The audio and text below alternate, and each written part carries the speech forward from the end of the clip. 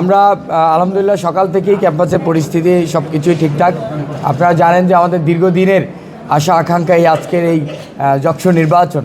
আমরা সেই দীর্ঘদিন ধরে এই লড়াই সংগ্রাম করে আসছি শুধুমাত্র এই গণতান্ত্রিক যেই প্রক্রিয়া সেটা প্রতিষ্ঠা করার জন্য। আলহামদুলিল্লাহ আমি আমার নিজের ডিপার্টমেন্ট উদ্ভিদ বিজ্ঞান ডিপার্টমেন্টে ভোট দিয়েছি।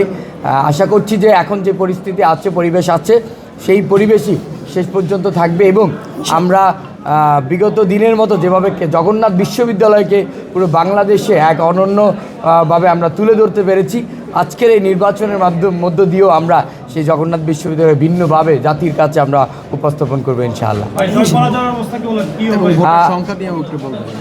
ইনশাআল্লাহ আল্লাহ ভালো কিছু করবেন। শিক্ষার্থীরা, আমরা যখন প্রচারণায় গিয়েছি শিক্ষার্থীরা খুব ভালো সাড়া দিয়েছেন। আর আপনারা জানেন যে আমার সাথে শিক্ষার্থীদের সাথে দীর্ঘদিনের একটা সম্পর্ক, দীর্ঘদিনের আন্দোলন সংগ্রামে তাদের সাথে আমার একটা হৃদয়তার সম্পর্ক হয়েছে। তারা আমাকে খুব ভালোভাবে গ্রহণ করছে। সকাল থেকে ভোটাররা আসছেন। আপনারা জানেন যে 30 তারিখে নির্বাচন হওয়ার কথা ছিল, সেই নির্বাচন আজকে হচ্ছে। তো এটা নিয়ে একটা হতাশার জায়গা ছিল, কিন্তু আমরা প্রার্থীরা চেষ্টা করেছি যাতে হতাশাটা কাটানো যায় এবং শিক্ষার্থীরা যাতে ভোট কেন্দ্রে আসে।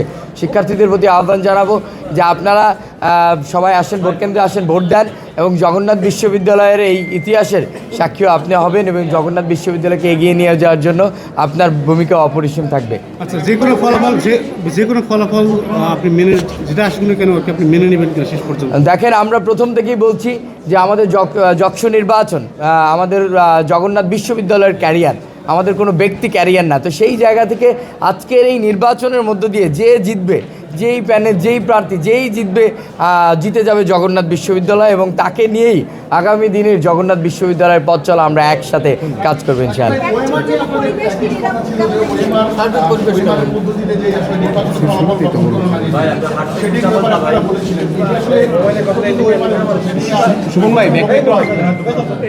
আমরা ইতিমধ্যে আমরা বলেছি যে আসলে যে মেশিনে ওই দিন আপনারা দেখেছেন যে একটা ত্রুটির কথা বলেছে।